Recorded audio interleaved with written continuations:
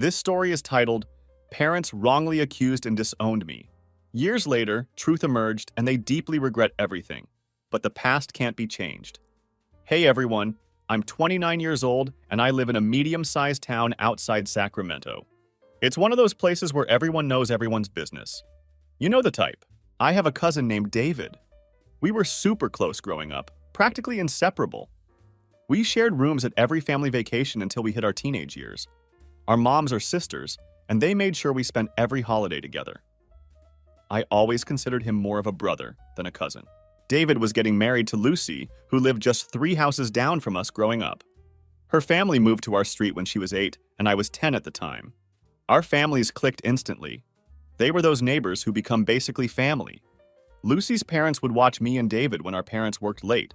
We had joint BBQs every summer, and the connection just grew stronger over the years. Lucy was like my little sister. She'd come to me for advice about boys in middle school, and I helped her with math homework. Well, more like we struggled through it together, laughing at how bad we both were at algebra. I even taught her how to drive in my beat-up Toyota Corolla, which pretty much destroyed my car's transmission, but I didn't mind. When David and Lucy started dating in college, everyone was thrilled. It just made sense. They'd been dancing around each other since high school before they finally got together during junior year. The whole family's reaction was basically, finally. I'm not even exaggerating. Our grandma literally cried when they announced their engagement. We all saw it coming, and we were all overjoyed for them. Fast forward to the wedding day, July 25th, 2019. The venue was pretty nice, just outside town.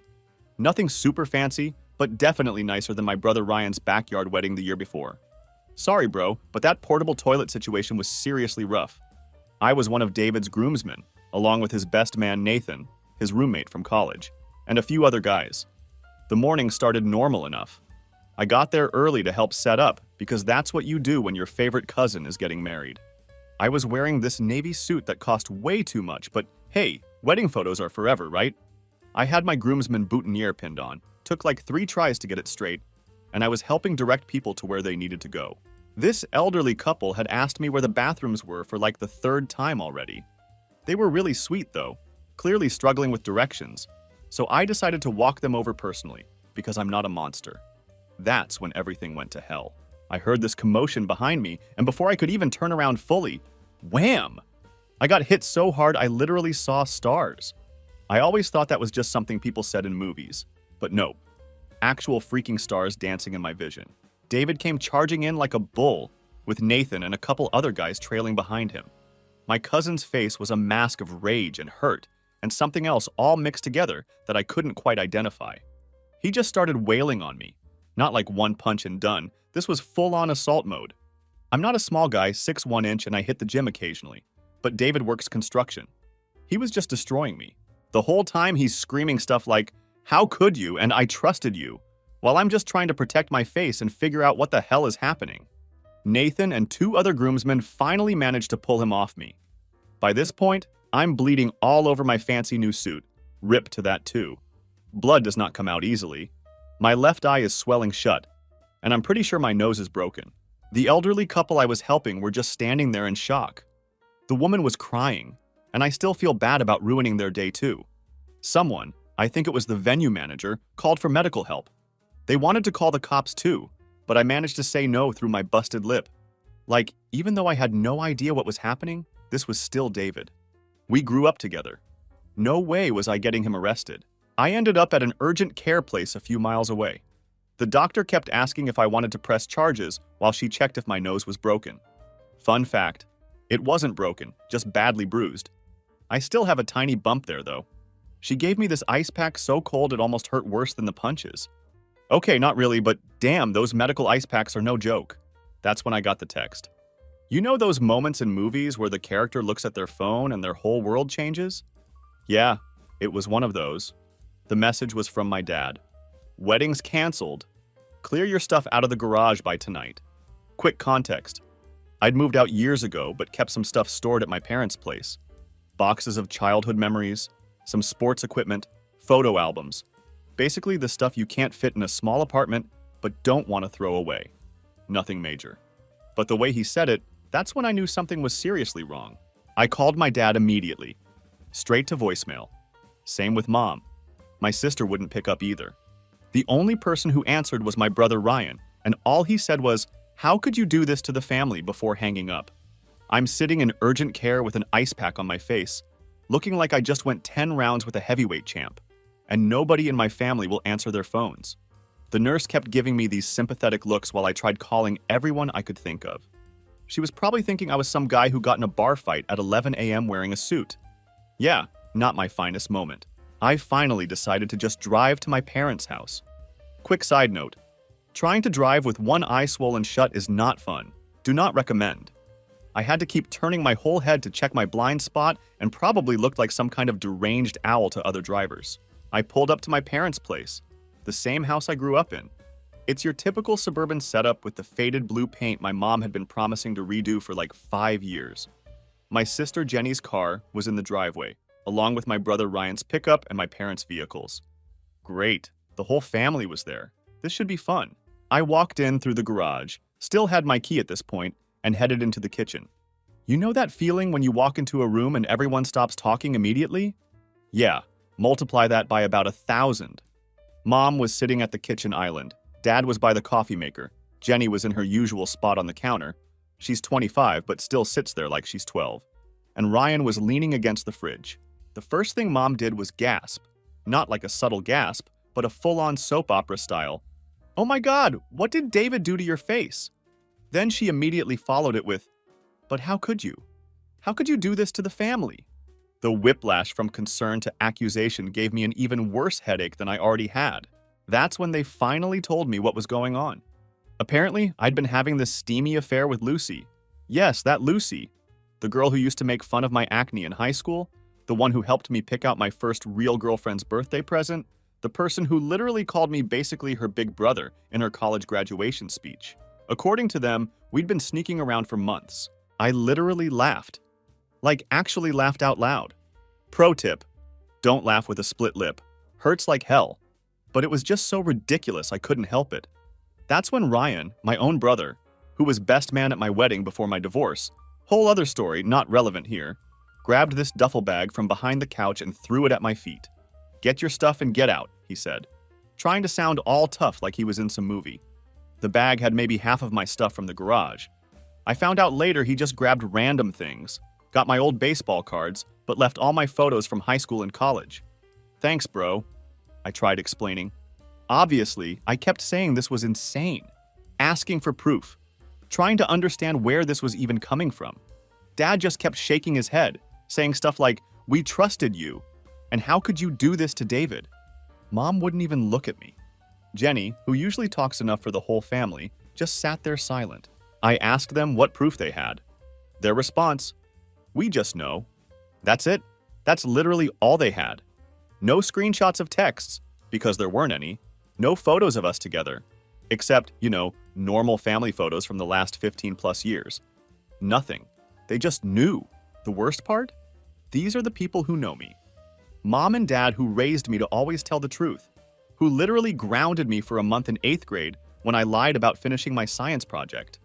Jenny, who used to come to me with all her problems because I was the reasonable one in the family. Ryan, who I helped move apartments 3 times because he's too cheap to hire movers. They all just decided I was guilty. No questions asked. I tried calling Lucy, straight to voicemail. Texted her, no response. Called her parents' house. Yes, they still had a landline. Mr. Wilson answered and told me if I ever called again, he'd call the police. Real Christian behavior there from Mr. Everyone deserves forgiveness, Wilson. I left my parents' house in a daze.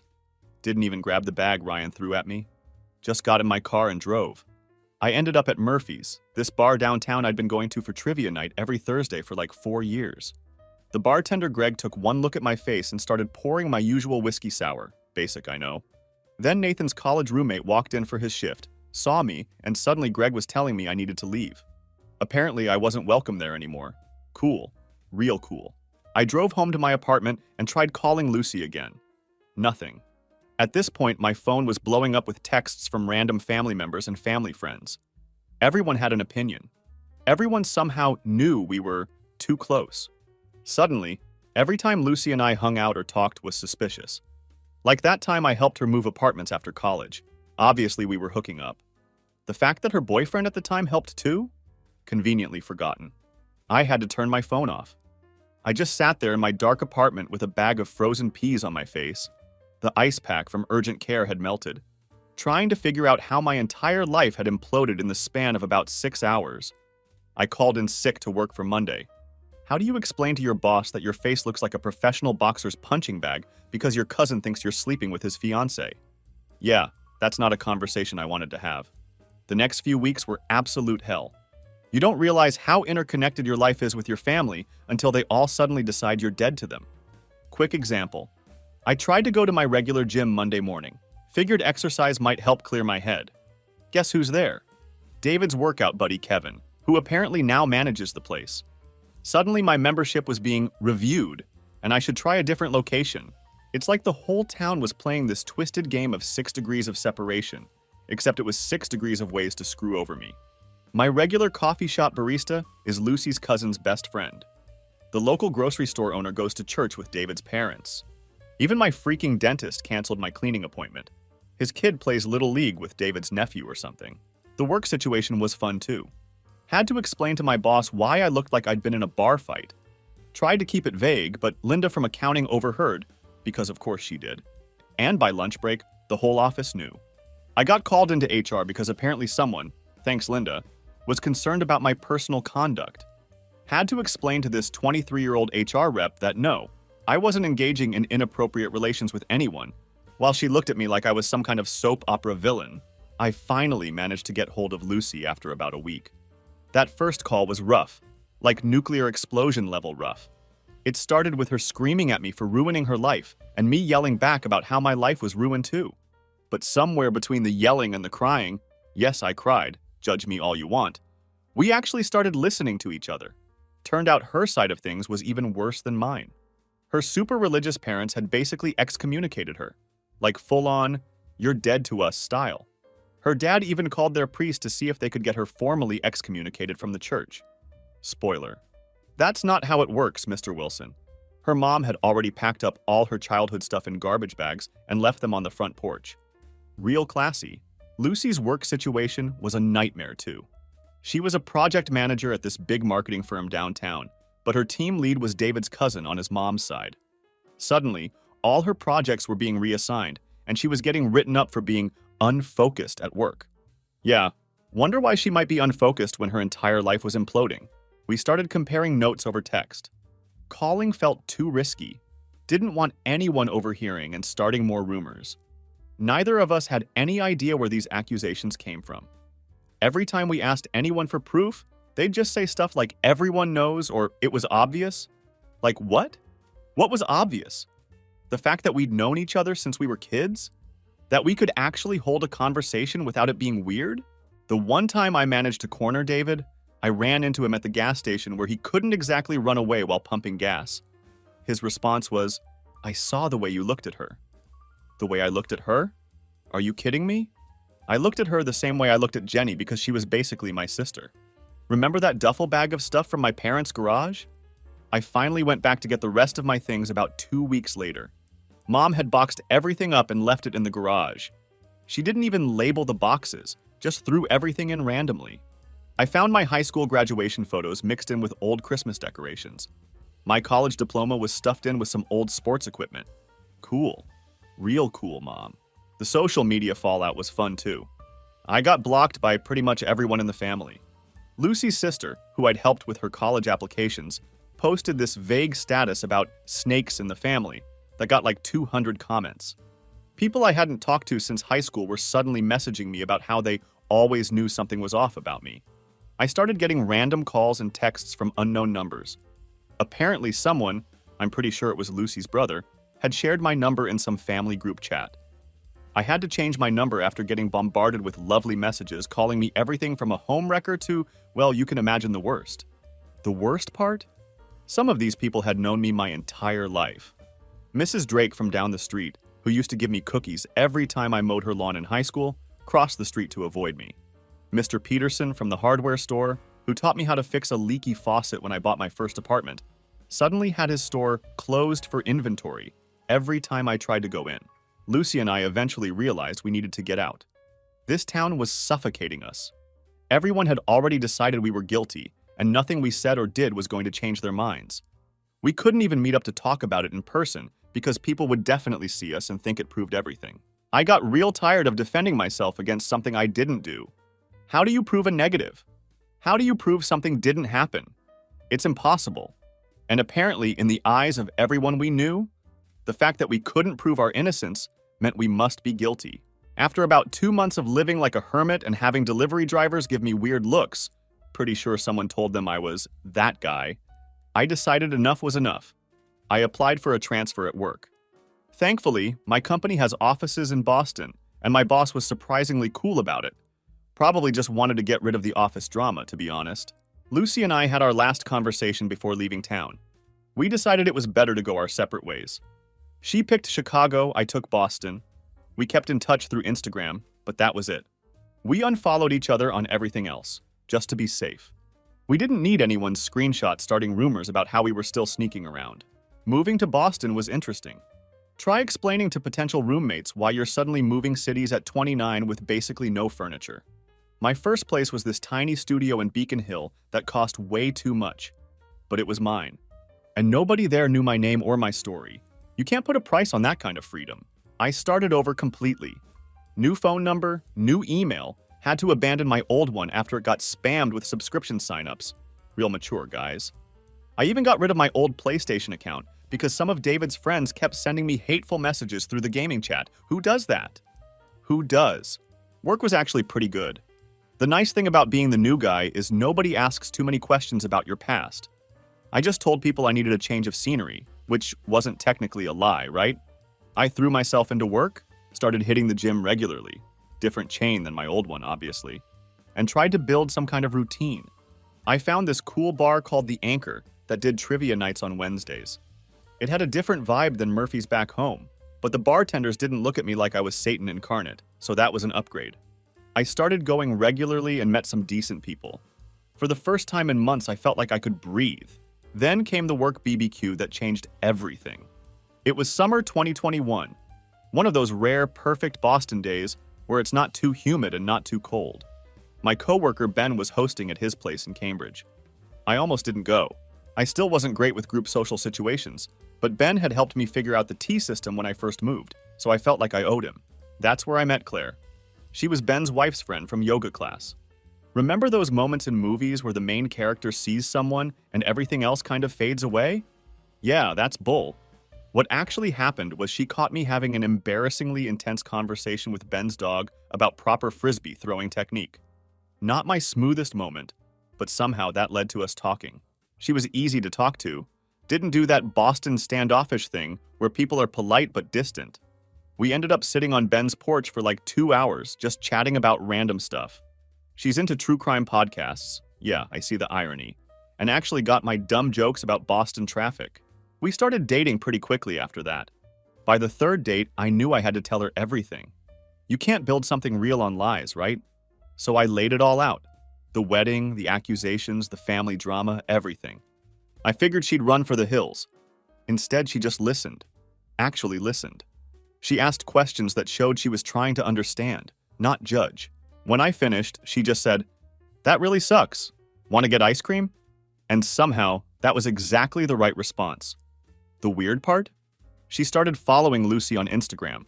I'd mentioned keeping minimal contact with her, and it turns out they're both obsessed with this podcast called Crime Junkie.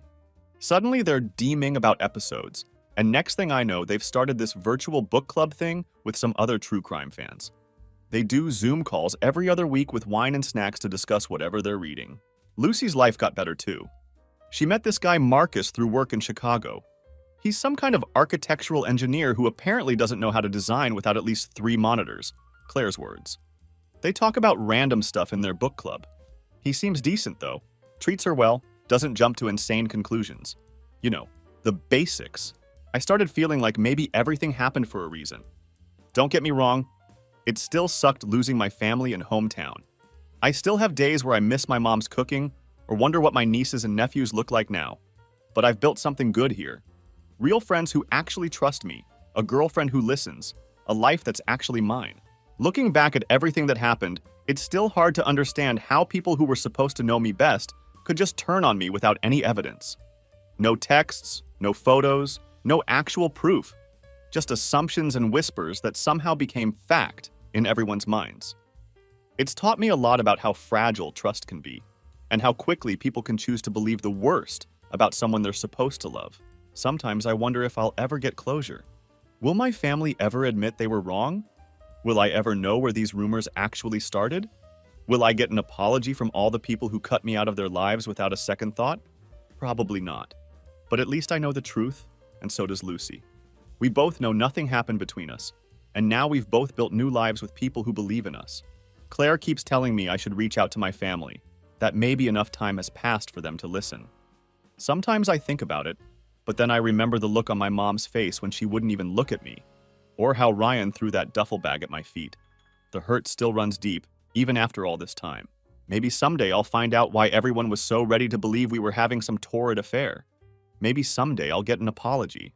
Or maybe I'll just keep building this new life, one day at a time, with people who don't jump to conclusions and who actually trust me.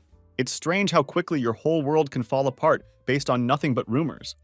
But it's also amazing how resilient we can be when forced to start over. I never wanted to leave my hometown or lose my family, but now I can't imagine my life any other way.